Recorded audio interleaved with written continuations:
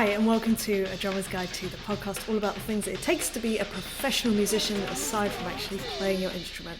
My name is Emily Dolan Davis. I am a drummer by trade, have been since 1999, been professional since 2008, and helping other people turn pro since 2018, and that is why we're here today. How are you? So I'm at the end of my day. The sun is shining outside still, which is very nice. But it's the end of my day, therefore I might be a little slow. This is already the third time that I've started this episode because of very silly, inconsequential things, but I'm going to just go for it now. So today, let's start off by shouting out a Patreon member, of course. That is how we are now starting this. She says probably, 10 episodes in doing this, and I'm still not used to it yet, but it's fine. I'll get there in the end. So today's shout out is going to go to Robert Mitchell from Australia. Hi, Robert Mitchell from Australia. How are you doing? You have been a member for a while, which is, I'm so grateful. Thank you so much. I just finished Married at First Sight Australia. It was entertaining. I find it quite fascinating from a psychological perspective, just watching interactions with people and how they communicate and different styles of communication and all that. I find it very interesting, but then part of me finds it very stressful also. But there we are. And let me tell you, those program makers, they know how to make an addictive series, because I am a binger. I just can't not. It's a problem. But anyway, yes, so thank you again to Robert Mitchell. So today's episode came from a suggestion from the suggestion box. If you would like to suggest an episode topic, if you have a very specific thing that you're struggling with in your professional career, then you can go to emilydrums.com/AMA and ask me anything, funnily enough, and I will do an episode on it. You can remain anonymous or you can have a shout out. This person, I don't think they wanted to be anonymous, but they were because they didn't leave their name. So anyway, they basically wanted to know about believing in ourselves, and literally that's all they put believing in ourselves, or was it believing in myself? Hold on, let me where are we? Believing in ourselves. That's what it was. It wasn't believing in myself, believing in ourselves. Now, I think that this is such a great topic. It's something that I've had it on my list for a while, I'll be honest, but it's one of these ones where I've sort of been percolating on it, and there's been a few interactions that I've had with different students recently, and I was like, you know what? Yeah, I'm ready to talk about this, because I think that believing in ourselves is so underrated and so difficult.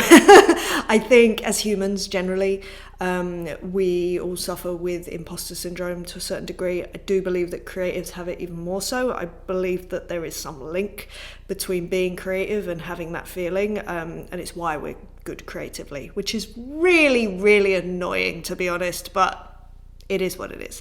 So the reason that I think it's so important about believing in ourselves is that I think that, let's say you're going into a situation, right? I'm just going to get comfortable. So let's say you're going into a situation, let's say an audition, right? An audition situation, and if you're going in there not believing in yourself, you're essentially signaling, and this may be consciously, unconsciously, that, I'm unconfident, I don't believe in myself, therefore the person across from you is they're not there to believe in you. That's not their job. They want to feel safe with your presence, safe that in the knowledge that you know what you're doing, that they can trust you with this music that you're looking to play, all of that. So, and I've done this so many times, I can't begin to tell you. I'm pretty certain that this was the main reason I would not get gigs, would be that I would essentially come into the room, like head down, apologizing for existing. Like that was my vibe coming into most rooms, up until fairly recently, to be fair. Like just this vibe of like, don't mind me, I'm just here, don't worry about it. Like, let me just melt into the background here. And when you're coming into a situation, especially if there is an artist there, they don't want to feel like, who is this unconfident person in front of me? You want to feel safe. You want to feel like, for me as a drummer, I should be up the back supporting everyone, like making everyone feel comfortable and everything feeling very solid from my point of view, from my part, so that then they can play on top of that feel secure, feel safe, all those things. And for me, that is certainly what a drummer's role is, 100%. We are the safety people. We are the reliable ones, hopefully. So anyway, I think that in that sort of scenario, believing in ourselves is just so important. And I just thought I'd go over some thoughts I had, of how I would develop that feeling of, just feeling like you believe in what you can do. Because, as I say, we've all got sort of weak spots where we're like, oh God, but I'm not very good at that. But they can be improved upon. And I think, so the first place to start with sort of believing in ourselves is just looking at our competency levels in the skills that we have for our playing, just the role that we are playing within a band, with playing with an artist, whatever that is, or if it's in some other creative field, I don't know. I think just recognizing the skills that are needed. And I know when I was younger, I would try to avoid certain skills or gigs with certain skills. And let me tell you, 0 out of 10 stars, I would not recommend, like not even slightly. I think facing those things is scary. It takes a courageous person to do that. But when you do, usually not as scary as you think, but once you start getting it, oh my God, the feeling of like, oh, there's a fly, that's nice. The feeling of kind of like overcoming that fear and doing all that is just astronomical. There is nothing like it. Like, I have had it multiple times. It is such a rush. I love it. I love it so much, like to the point that it's slightly addictive maybe. But anyway, I think just laying down exactly where your skills lie and then facing the weak spots is a really, really good place to start. So in terms of being a drummer, the obvious ones, being able to play your instrument, as we always take the given here, but like playing to a click, playing to track, locking in with the track, locking in with the band, and then performing on stage, all these things. And as I say, I think on a competency level, there is a certain baseline that if you can reflect back and just be like, yeah, actually, do you know what? I can do this. I can do this. I know within myself that I'm doing my job. And if you don't feel secure within yourself, address it. And the way that I personally do that is I say I've got a very specific goal in mind. And I've always done this, whether it's being on tour, whether it's recording in the studio, like doing 8-hour studio days, I would simulate what that looked like and live it, so that I was doing the work before I was being asked to do the work, if that makes sense. So in terms of recording studio, I would get in, like I would choose a few songs to record that day as if I were working with an artist. So there'd be songs that were already released, and these days, fantastic, you can get Moises, or there's another one called La La something that takes off the instrument that you want to record. So for instance, I could take the drums off and then I could re-record the drums. I could A-B it with the original track. I can try and recreate that drum sound as best I can. And that's how I spend my day, because that is how you're going to get the skills that are needed. And you're not necessarily going to know what those skills are until you get there, until you're doing it. And in my mind, because I'm the kind of control freak, anxious person that I am, I like to try to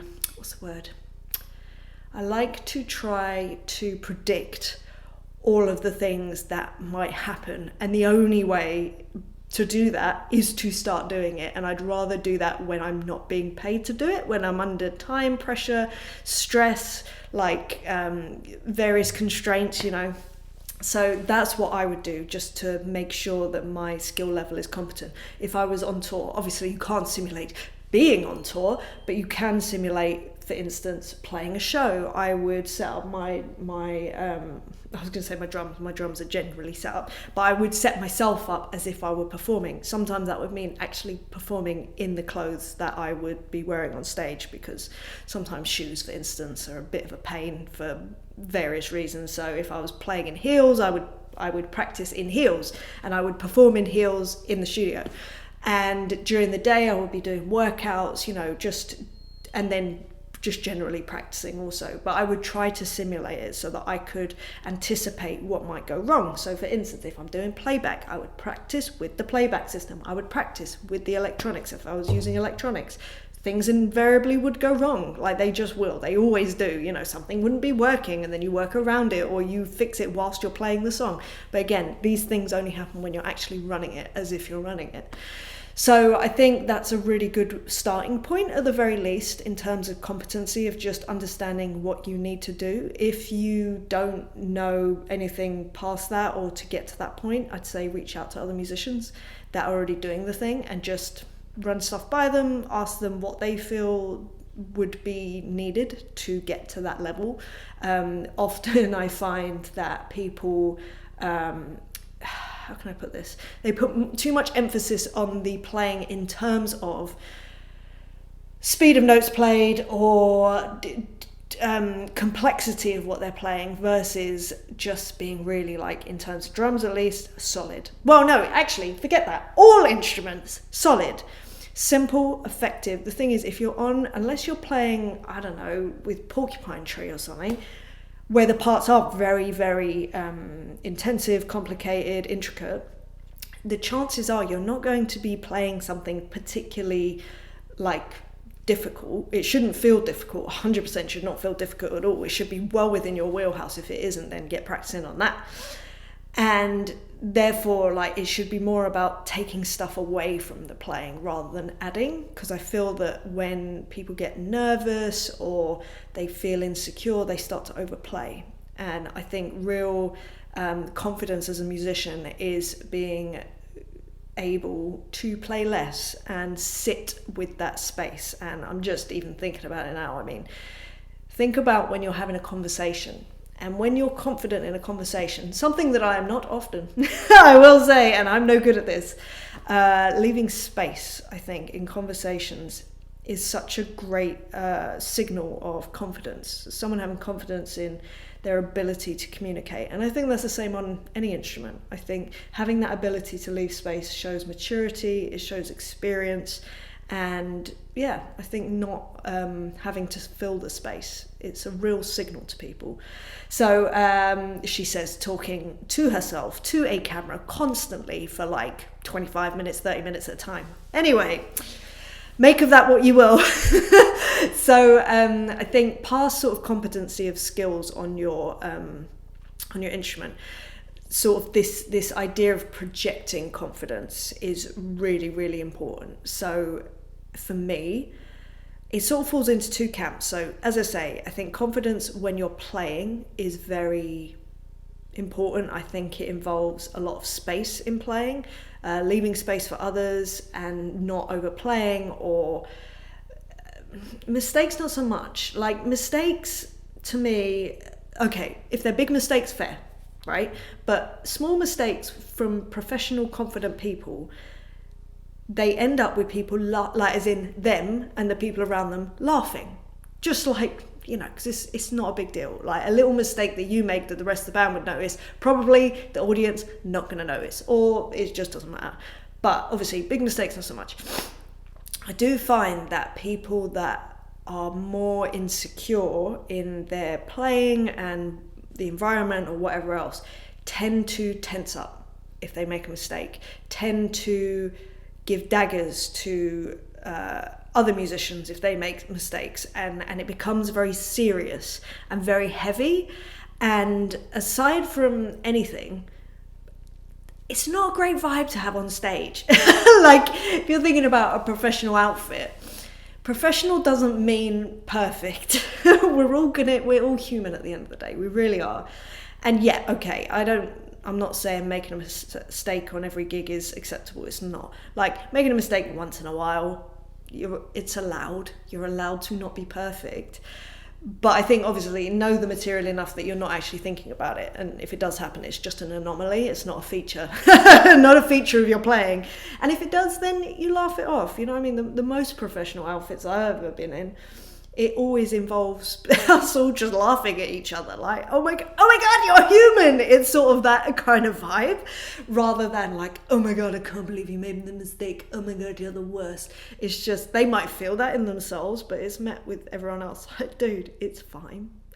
And people have met me with that, and I can't tell you the relief and comfort that I find from people being so kind in those moments of like, I'm not perfect, oh no. So I definitely say that. And then in terms of projecting on stage as well, things like, and I've spoken about it so many times, performance really projects confidence. So if I find that the more confident players are, the more fluid they are with their movement, the more they're willing to take up space with their instrument. And that's not, it's funny because I'm saying this and I've just said overplaying is a thing, but taking up space and leaving space at the same time. So just having enough relaxation in your body to be able to move with the music, I think is such a huge signal to people that you are confident in what you're doing, provided you're playing the song and correctly and not, just doing something mad.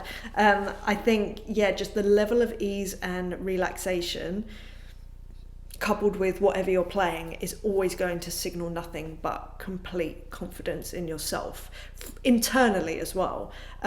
Also, so I find this as well, that people that they're either very stiff or in their faces very stiff, like very concentrated, I guess. Whereas people that are very confident, they'll be looking around, they'll be smiling, you ain't got a smile, but you sing along, or just, I don't know, looking at the other band members and having a look around. Obviously, be in the moment, play the songs, like do the thing. But in terms of confidence, the fact that you have the bandwidth to be able to notice what's going on, again, signals confidence. And as I sort of started this episode, I think that signaling to other people that you are confident in what you do is more than half the battle, for me at least. Like, in terms of just, even if, so say you're going to an audition, that's one thing, but even if you're coming in as a dep, my goodness, the last thing you want is a dep coming in and just you feel like, oh my god, I feel really wobbly with this person before they've even played, because that is going to translate as soon as, they will receive you in that way. Even if you can be the greatest musician in the world, but if you're starting out and the other musicians think you're not confident in what you're doing, you're going to be on the back foot. And okay, I get it. Sometimes people think, oh, well, then they won't be disappointed. And I get that. I have had that also, where I feel so insecure. I'm like, well, at least everything else will be a bonus. Yeah, but there is something not cool about coming with that energy. And as I say, I did it for years and years. And you end up being underestimated, which can be fun if you get the chance to actually show people what you can do. Again, though, you have to be confident when you're doing it. But I have lived this. I haven't even got my foot in the door because I was so afraid of coming across as arrogant that I was so not arrogant that I slipped into not confident either. And I think that there's very much a balance there. It is definitely, there's a scale. I'm still incredibly terrified of being arrogant. Less so now, I think, because it's kind of like, well, you can't control how other people are going to see you and react to you. But I can say that I am able to walk confidently into most situations that I get myself into. And the reason that I'm able to do that, like I say, I start off with the competency, making sure that I can do the job that I'm there to do, first and foremost, and then just finding ways to project that confidence through my performance, just showing people like, yes, my playing, in an ideal world, just our playing would signal confidence because we can play. And I see this all the time with drummers especially, and their playing is fantastic, but I see them on video and I'm like, you look like you don't know what you're doing. And I close my eyes and they sound fantastic, and then I look at them again and I'm like, I don't trust you. Are you on the edge of your competency? Are you, you're so scared to move when you're playing, like, it doesn't make me feel good. It doesn't make me feel safe. I want to feel relaxed. I don't want to feel tense. I don't want you to feel tense. I don't want anyone to feel tense. I want us to have a nice time. You know what I mean? So I think it's so important to kind of just address this idea of confidence and believing in ourselves. And I'm not necessarily a believer in that fake it till you make it thing. It doesn't sit with me, and I don't know why. But I do think that finding ways to feel confident in yourself and what you do definitely is a really good thing to kind of just have a look at and see. I always remember, actually, there was an MD that I was working with. I just remembered this. And he was working with a drummer friend of mine. And this drummer, when I tell you, so fantastic. I've known them a long time. I consider them family, to be fair. Whenever I see them, I'm like, oh, you're just brilliant. Don't get to see them enough, really. Probably once every few years. But I always remember sort of like coming into this rehearsal, I was working with this MD, and they were telling me that this drummer was constantly asking for reassurance from them to make sure that they were doing a good enough job. And I just remember this MD's reaction to that, of just like, why am I here? I'm not here to give you reassurance. We're all here to do a job. I need to feel reassured by you. Like, what are we doing? What are we doing? And it really stuck with me of like, first of all, the fact that this drummer is fantastic, and the fact that they were doubting themselves. I was like, this is insane. If they're doubting themselves, what am I doing? But like I say, I saw the impact of that lack of self-esteem in their playing that was then translating to this MD just going, I don't know why they're asking me after every show, like it's a lot. And I could see that it made them think twice about hiring them on other stuff. And I just think it's a really interesting thing. We talk about getting in our own way. It's a big thing, just in life generally. And I think, the stories that we tell ourselves, for me, like I said, I can only ever speak about myself, but this thing of being so afraid of being arrogant. I mean, not that, I don't think I have the capacity, to be honest, but that was the fear. It was of being arrogant. And I think that very fear completely undermined my playing ability, my projecting onto other people my capabilities. It's funny because I think back and I'll tell you something else. So because I was brought up in a with the belief that because I was a female, it meant that I would have to work harder. But what that also meant was I always felt like I was on the back foot walking into any room. And because of that, I very much walked in, head down, hands up, going, sorry for existing. I really did. That's how I approached everything. And it was just part of my being. And it's because I knew that I had to work harder. I say I knew. See, look, I'm even saying it now. I was brought up believing that, or I grew up believing, I should say, that I had to work harder, that I was at a disadvantage. Now, did that help me in the long run? Probably, because I worked really hard to continue to. Has it had its detrimental moments? Yeah, of course it has. Everything does. But this kind of apologetic, not good enough, even just as I exist, definitely impacted the opportunities I had. And I can't tell you how much I don't want that for you. And only for the reason because you decided that you were going to come in apologetically and not confidently because you think that that's humble.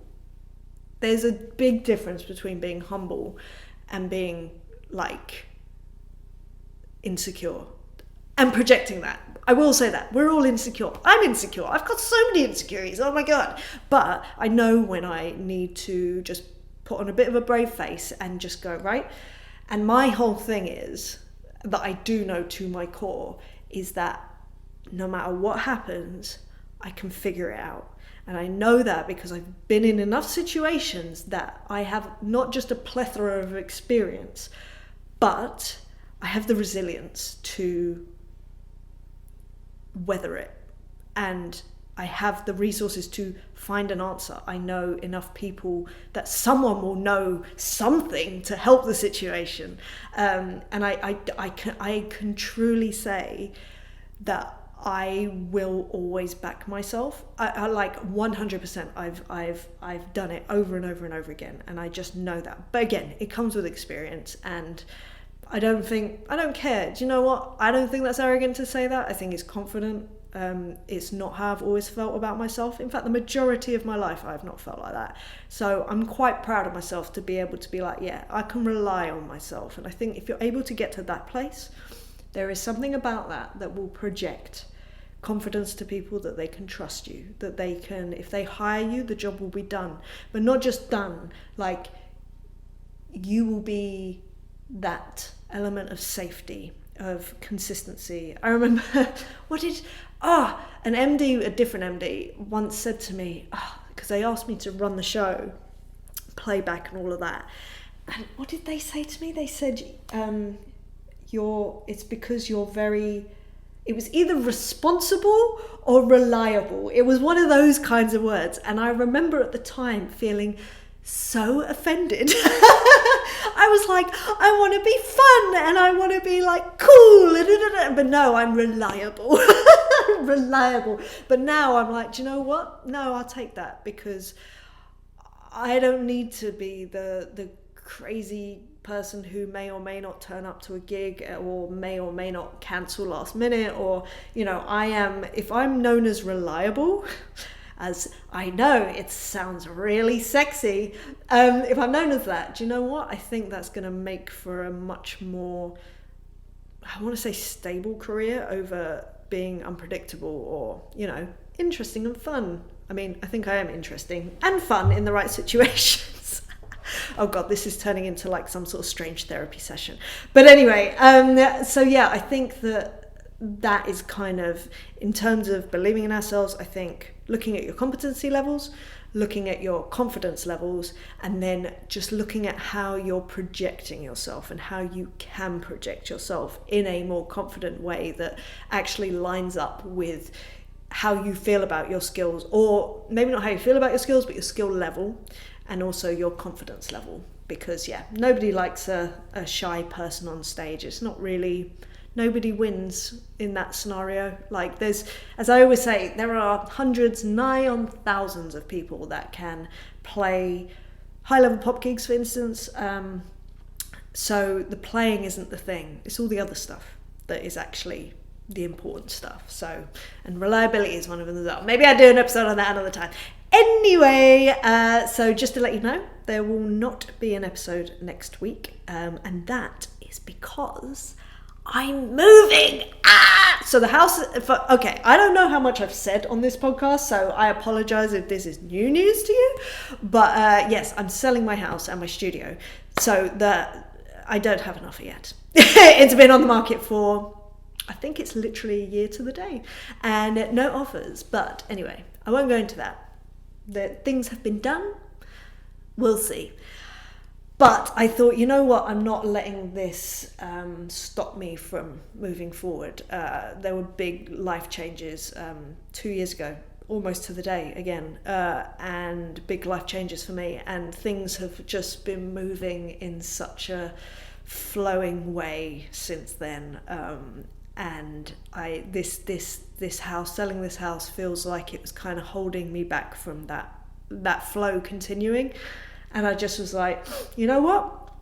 No, I will not let it. I choose to not let it. I am lucky enough that I have the means to be able to, you know, go and move out for a year at least. Let's hope that the house sells within a year. And I just thought, yeah, you know what, I'm going to do this. So I'm moving.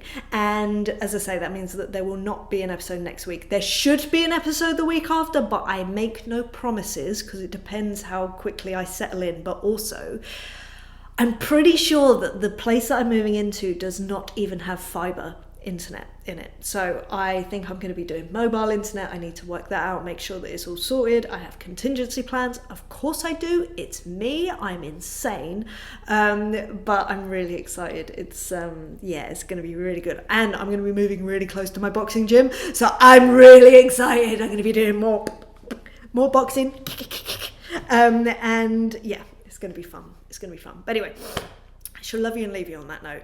If you have enjoyed this episode, please do feel free to like, share, and subscribe. If you would like to suggest a topic for an episode, please go to emilydrums.com/AMA. If you'd like to connect with me over on Instagram, you could go to @HeyEmilyDrums. And or if you would like one-on-one coaching, then you can either reach out to me on Instagram, or you can go to emilydrums.com. Now, as always, I've forgotten one. Oh, if you want to support this podcast, you can on Patreon. Have I said that already? I think I said it before. Patreon.com/EmilyDrums. My light has just run out, so it's all worked out perfectly. Anyway, have a beautiful day, a beautiful weekend. Sun is out here. Happy, happy days. And I will see you not next week, but next time for another episode. All right, lots of love to you. See you later. Mwah. Bye.